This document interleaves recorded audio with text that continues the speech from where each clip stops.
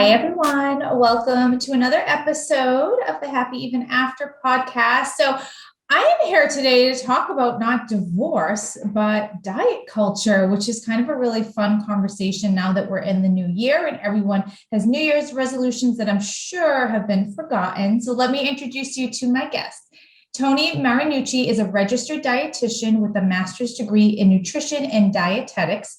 She works with busy working women who struggle knowing how to eat to fuel their bodies optimally so they can have the energy and self-confidence to live a life of freedom from negative thoughts, self-doubt, and what ifs. She uses her social media platforms to end the restrictive diet culture by providing simple strategies to help people commit to healthier living. She has given a TED Talk, she wrote a book, and she's going to link how dieting and dating and romantic relationships are all linked. So I can't wait to hear that one.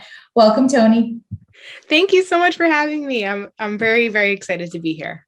Yeah, so let's just jump into this because the timing is so perfect, and everyone has New Year's resolutions, and I feel like everyone's New Year's resolutions are, oh, I'm going to lose the 10 or 15 pounds, or I'm going to eat healthier, I'm not going to eat out as much, or I'm going to cut out alcohol. And here we are a month or two later, and they're forgotten about. So what is your take on New Year's resolutions that revolve around dieting?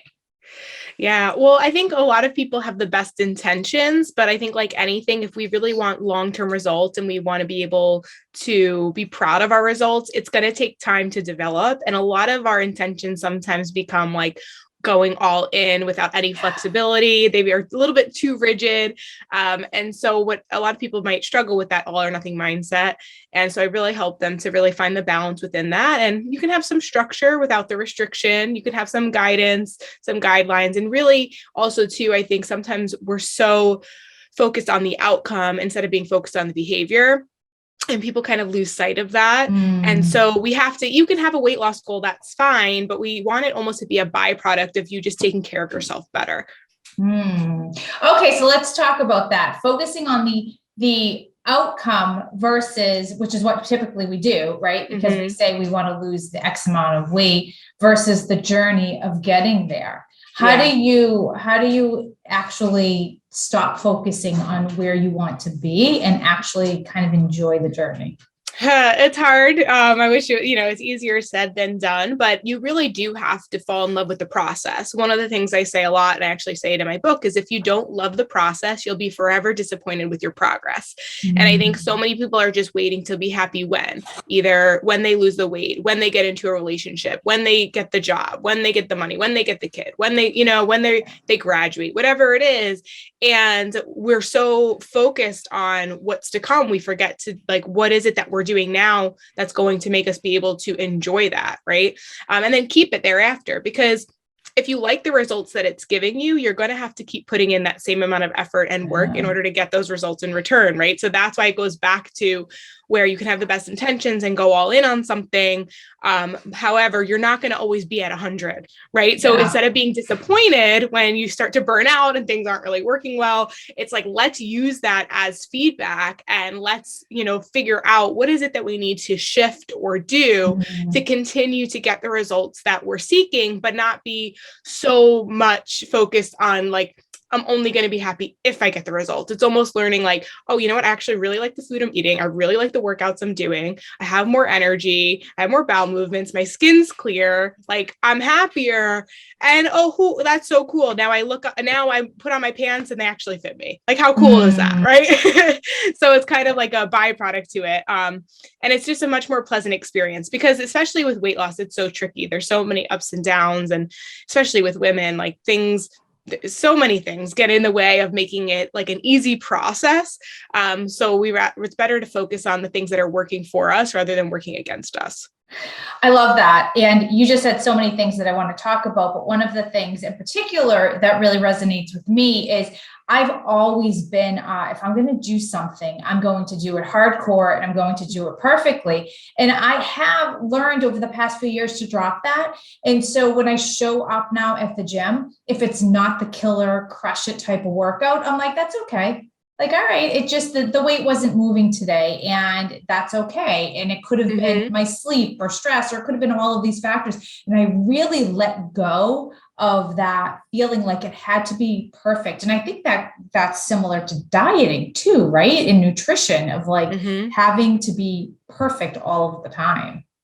Yeah. And it's just not a realistic expectation. And I want to be clear, like, in order to really make a long-term behavior change, you do have to kind of go all in on yourself, right? So you're still, like you said, you still showed up, right? You still went to the gym, right? What maybe wasn't the best workout, but you still got there, right? So it's like, sometimes your meals aren't going to be, the most balanced or the most nutritious, but at least you decide, in that moment, you're going to do the best you can, right? Instead of saying, screw it. And what a lot of people do is either they're under eating or they're overeating, or they're like, I don't care at all. And then they kind of self-sabotage, right? Rather than just like, oh, you know what? I didn't I left my lunch at home, or I don't have any veggies to cook in the fridge. It's like, okay, you make do. It's one meal. We don't now go on a pantry raid to just like say, oh, well, might as well start tomorrow, right? So that's the mindset we need to really help heal. Because there's a lot of like, that really is like from a damaged place, right?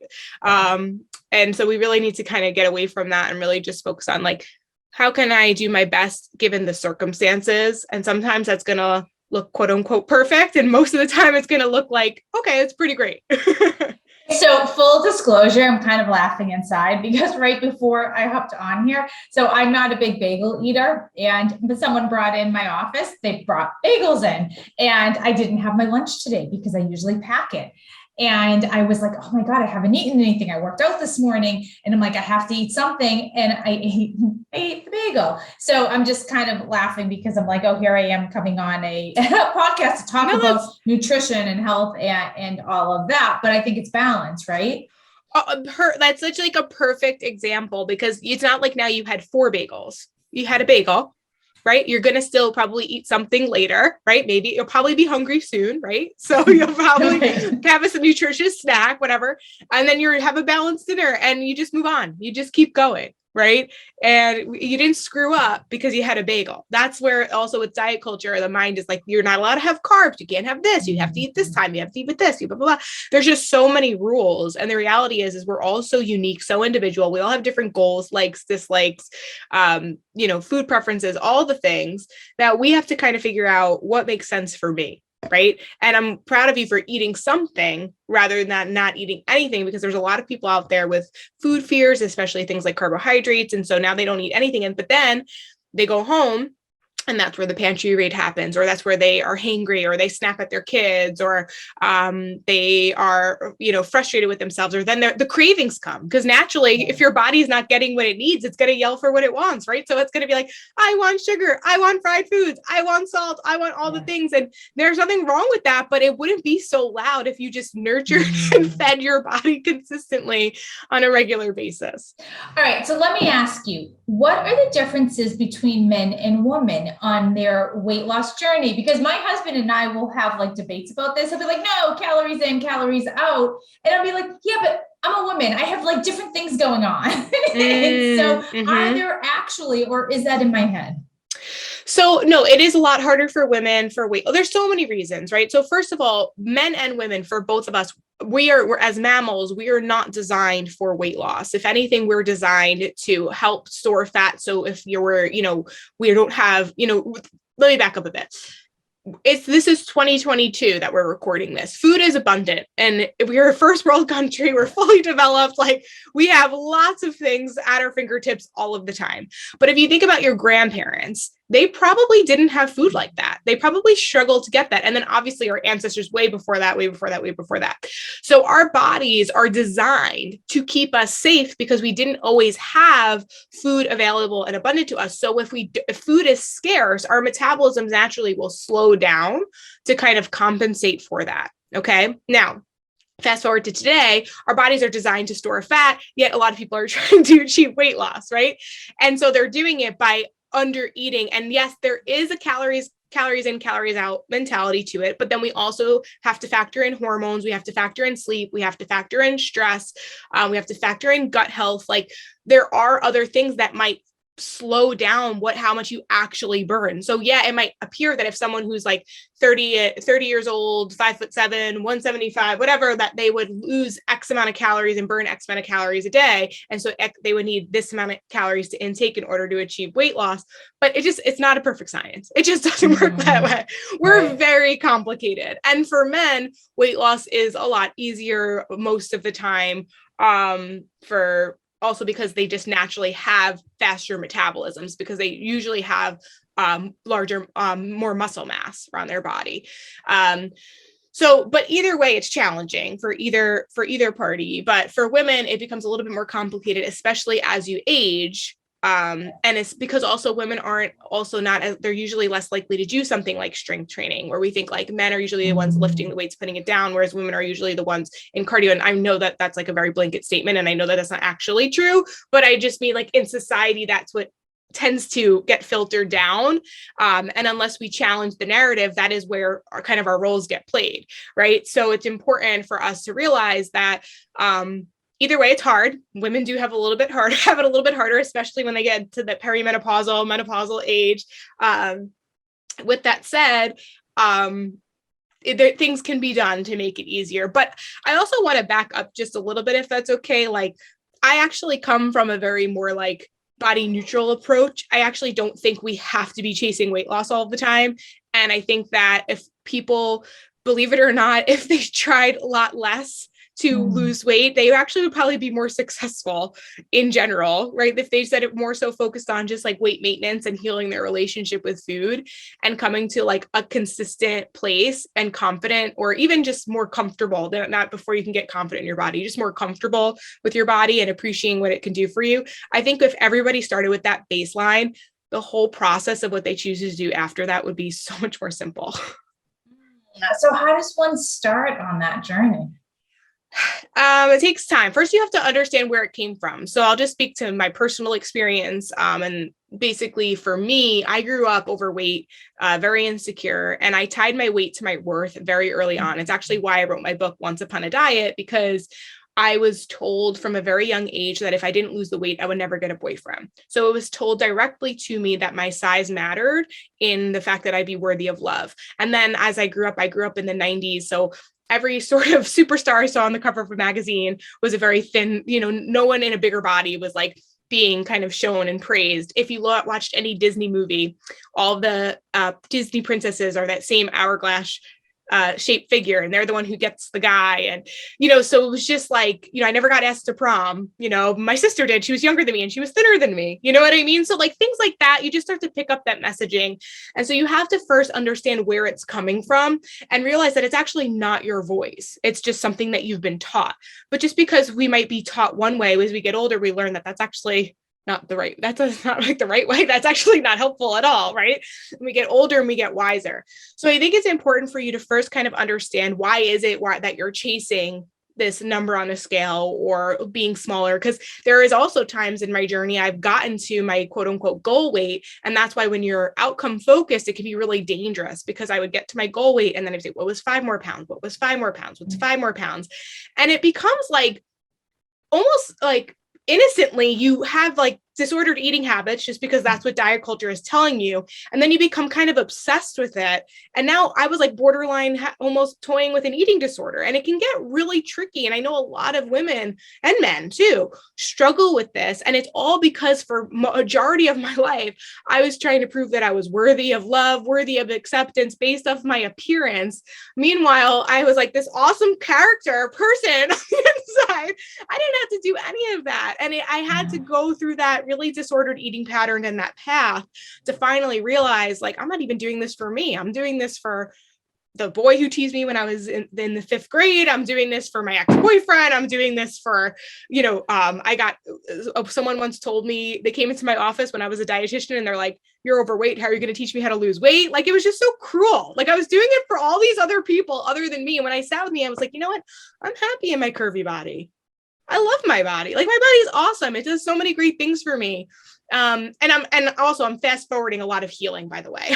Just go from like trying to change it and hating it to naturally now being like, wow, I'm obsessed with it at all sizes it's ever been. But all that to say, like, it's not easy.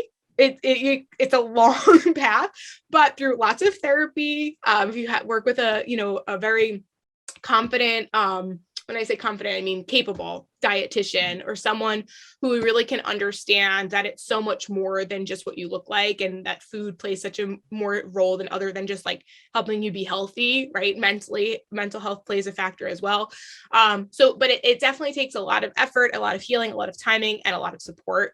But eventually you can get there, and it's a really freeing place. Like, it's really, really freeing, because you can then choose what you want to do. I do believe in body autonomy. You can then choose to do what you want to do with it, but you're no longer doing it for somebody else. You're no longer trying to prove something. And you can really be like, healthy is truly like when your physical health and your mental health match together, you can do whatever you want. You're like unstoppable. You can focus on other things other than like, what am I going to eat? When am I going to eat? How much am I going to eat? What do I look like? What does my body look like? Can I wear this? Can I wear that? Can I go out? Should I go out? Like, these obsessive thoughts that just take over our whole life. We would then now learn to, like, food is a part of your life, but it's not all of it. It's crazy what you're saying, because it feels so like there's a part of me that it's kind of like a little heartbreaking, because it's what society has told women that we need to focus on, to be smaller, to, and it's like, it's sad. Because we're not teaching our boys the same thing. And, I used to go work out at a gym that, it was a great place, but they focused on taking up more space. Like, that's what they used to say. She didn't have any mirrors in the gym. And it was, her whole thing was take up space. And I loved that, because I think that that's changing. Like, we're working out to get smaller, to shrink ourselves, or like working out to, work off that big meal that we had last weekend. And it's like punishing ourselves for kind of just enjoying life or eating out. And I mean, it's going to take, I think, generations to undo all of that. It is. And that's a really great point that you made about changing generations. Like, a lot of moms come to me and they say, how do I not have my daughter have the same unhealthy relationship with food that I have? And I say, heal your relationship with food. You heal your relationship with food in your body, and they will see it more than you can tell them anything. You can tell them whatever you want. It doesn't matter unless you show them. So it really comes down to just becoming healthier beings in ourselves, healthier and happier beings in ourselves, and passing that on from one generation to the next generation, and changing language, even the way we talk about food. There's no good or bad food. You're not a bad person. You didn't rob a bank because you ate a cupcake. It's like really learning that it's actually okay to have that cupcake. Like, it's okay. It's like, but we want to focus on how food makes us feel, not how food's going to make us look. And when you do that, you'll find balance. But it takes time, and you have to be patient, and you have to be the leader. And there's also, I say this a lot as well, like, the more you love your decisions, the less you need others to love them. And at first, when you're trying to change, and maybe you have a group of friends that they're all into diet culture, they're going from this one to the next one, to this restriction, to this extreme, whatever it is, and you're not that way, it's going to be uncomfortable for a while. But when you realize, like, that your daughter or your son, even, because boys do struggle with their relationship with food as well, you're going to realize, like, it's all worth it. And that's how you kind of break those generational pass downs. So I'm going to do sort of a flash questions at you, because there's all different, and you touched upon different things in the diet culture. But I'm curious about your thoughts on certain ones. So we're going to just kind of run through them. Intermittent fasting. Yeah. So I feel like I get asked this like all the time. So you always have to ask, why are you doing it? Right. So if you're doing it to lose weight, we need to take a deeper look, because you don't need to do intermittent fasting in order to lose weight. Right. So and also the second question is, can I do this the rest of my life? There's not a lot of science to say that there's actual health benefits to it. The reason why people tend to lose weight on it is because they're in a calorie deficit. So it doesn't necessarily need to be something that you have to incorporate. If it works for you, great. But even when we say that term works for you, we have to really be careful, because a lot of people think it's working just because the scale's going down, but meaning like, are you not obsessing over food? Are you, do you have energy? Do you have normal bowel movements? Are you not bloated all the time? Like, those are things that it's saying, oh, this actually works for me. Can you get through your workouts, right? So like, there's always going to be, I'm sure anything that you throw at me, the answer could always be, it depends, right? Like, because there's going to be components where it might work and it might not, and all that. But one thing I try to always take this approach of, you can try it out, but make sure that you're not disappointed if it doesn't work out, right? And then also if it doesn't work, don't try it 10,000 times again. It didn't work the first time, probably not going to work the second time, right? And so that's kind of what I talk about in my book as well, is kind of just like, we sometimes will like try something so many times. We're like Cinderella's stepsisters trying to jam our feet into that glass zipper that like clearly was never meant to work for you. It's not going to fit. Like, just give it up, right? But with that, now what's the lesson there? Maybe through intermittent fasting, you learn something else that you're like, that part you can take into your the next phase of your lifestyle, but you can leave the other stuff behind. All right. What about keto? That one I would probably not recommend ever.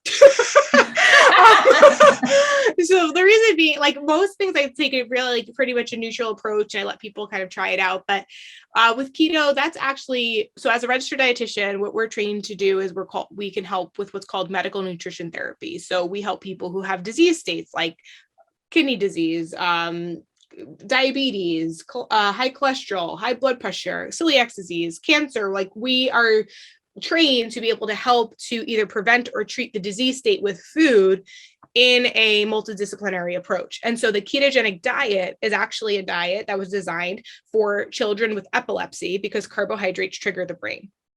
And it's a medical diet for people with epilepsy, but now we have somehow someone caught wind of this and is trying to put it into like real world application. It just doesn't work, because you're never supposed to really take out an entire macronutrient. They're called macronutrients for a reason. We need them in large quantities. So you need carbohydrates every day in order to fuel your brain, to fuel your workouts.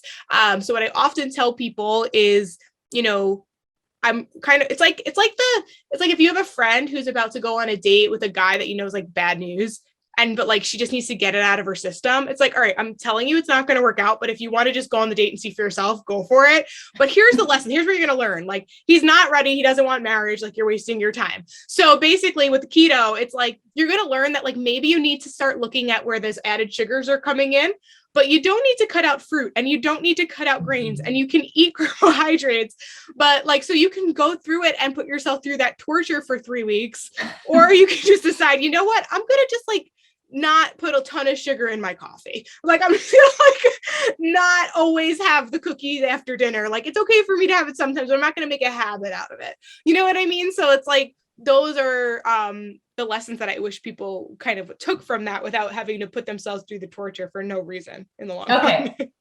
What about juice cleanses? Because that's a big one in after New Year's. Yeah. So cleansing is usually like, your body is fully, if you eat a balanced nutrient dense diet, your body has lungs and a liver and kidneys and your skin. Actually, there's so many components to our bodies that naturally help us to detoxify us. And a cleanse, it's like this idea of like, oh, I'm going to detox. I'm going to get it all out of me because I drink too much, or I overate, or whatever. And really to help with that natural detoxification process, like natural bowel movements, is just eating fiber rich foods, balanced meals. And so cleansing is kind of silly also, because you're basically taking the fruit and you're squeezing out the juice. So you have none of that fiber. So you have a little bit of the nutrients, but you have mostly the sugar. And so there's not to fear fruit at all. I encourage people to eat fruit. But when you're juicing it, you're just getting the sugar without. So you need, like, for example, an orange, let's say say it has, I don't even know exactly. It depends on the size of the orange. Say it has like 80 calories and like 15 grams of sugar, right? In order to get a cup of juice, you would need about 6 of those oranges. You would never really sit there and eat 6 oranges at one time because you would feel full from the fiber. But because you're juicing it, now you're just getting the sugar. So it's really just an expensive way to then be hungry. If you lose weight, it's because you just like lost a lot of water weight, or you just don't have like anything physically full in your belly or your body. And at the end of the day, you're still going to need to learn how to eat, because you can't just juice the rest of your life, because you're going to be missing those macronutrients like fat and protein, right? And so it's not balanced, so it's not long term. So yeah, you might lose some weight and maybe feel a little bit more relieved because you're not, stuffing your face with food like you were a couple days ago.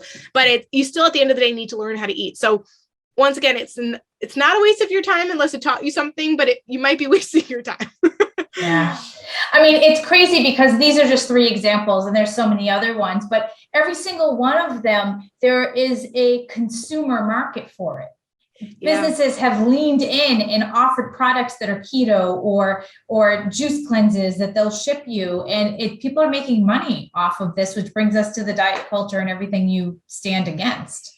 Yeah. I mean, it's literally, I think at least $73 billion industry at this point. It's a lot of money goes into trying to distract you and to just keep you hooked. And it really is. I would challenge everyone out there to, every time you're about to fall prey to the cleanses or the detoxes or the supplements or whatever it is that like you really don't need, and it's actually not going to help you get to your goal, I would take that money and put it in a piggy bank and literally see how much money you end up at the end of the year, and then multiply that by all of the years that you probably have wasted your money on stuff that isn't actually going to get you where you want to go and the answers, and then treat yourself to a therapist or a dietitian or a lawyer or something that you need that like actually is going to change the trajectory of your future.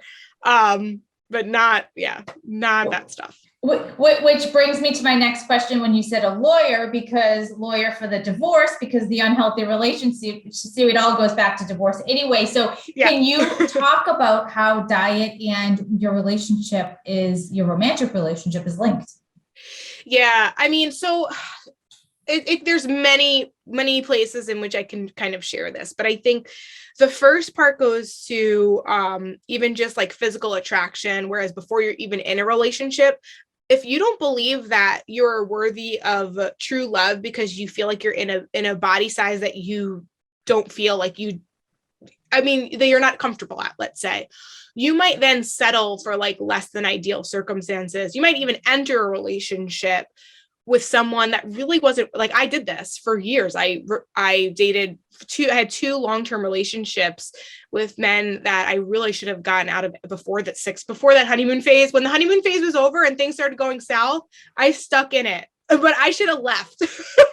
Right. And it was all came down to, when I got to the root of it, it was really just like, I was like, who else is going to love me? Like, I don't know if I can do this again or date again, because also when you date in a larger body or just in a body you don't feel comfortable in, people might reject you and you have to start all over again. So you settle for less than ideal circumstances. So that's definitely number one. I mean, if you're in a very toxic relationship, then unfortunately, I've had boyfriends and I've also had clients who've had partners who literally were like, oh, you're getting too skinny. And then when they start to put the weight back on, they're like, oh, you're too fat. It can be quite toxic. So that is obviously definitely a reason for divorce. But other than that, I would say it can come down to just like, I describe this one kind of scenario in my book is like, sometimes if we lose the joy in our relationship, we then turn to food as a way to kind of bring that joy back in. And so now it's like, that's the highlight. It's no longer like you enjoy spending time together. You kind of just like notice that all you really do is order in food or go out to eat, but like, there's no more of that spark or anything like that.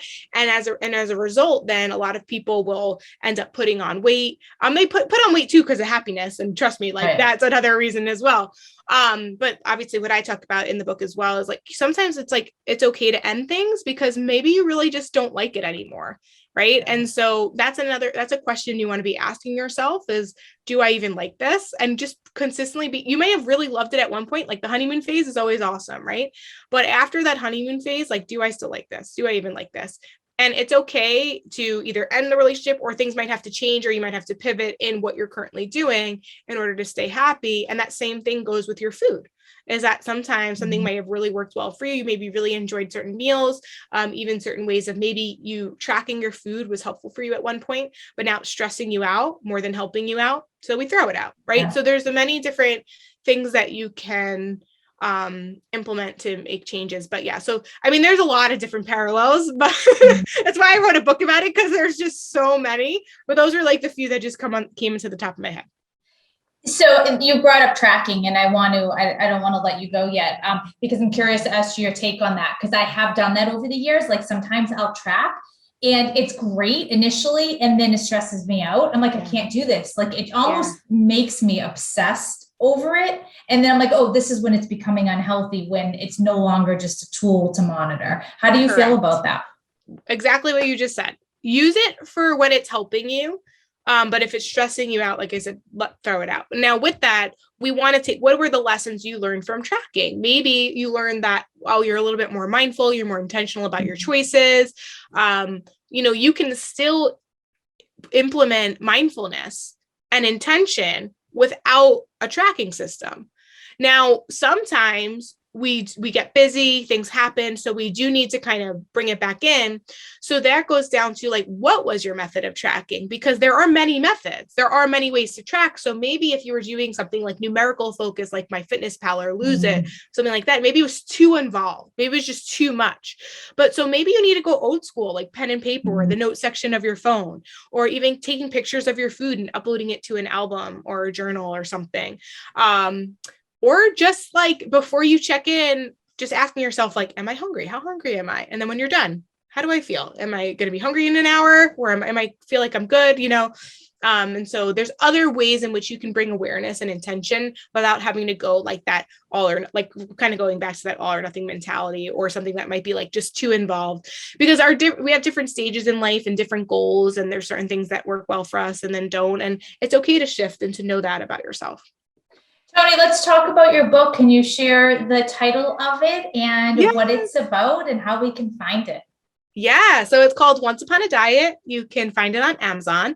And it's basically all about how dieting and dating have more in common than you think, and how to break up with bad habits to fix your health and your heart. And it goes back to what I shared earlier about kind of me feeling like my weight determined my worth, bringing that into my adulthood, going on, having a really disordered relationship with food, ending up dating five versions of the same guy, just with a different name and a different face, like never really learning my lessons, repeating old patterns and behaviors.